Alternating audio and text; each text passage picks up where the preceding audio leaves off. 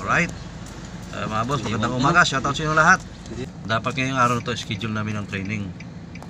So mali yung na-schedule natin dun sa sa online. Kasi 1, 2, 3 ang schedule para pala yun sa mga beginner. Ang mga renewal dapat umaga. So nakalagay kasi doon 1, 2, 3, tapos nakailagay naman yung anong oras pagpa-schedule.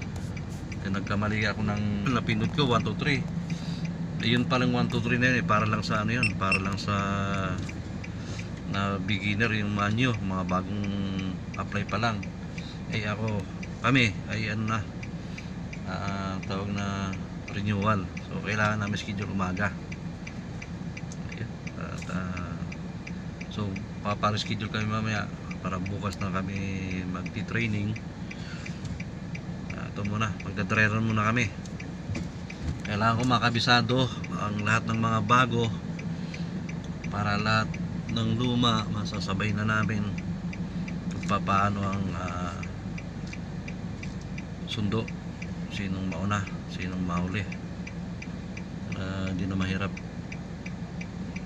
Yun. Ito na, okay na. Ayun guys, doon na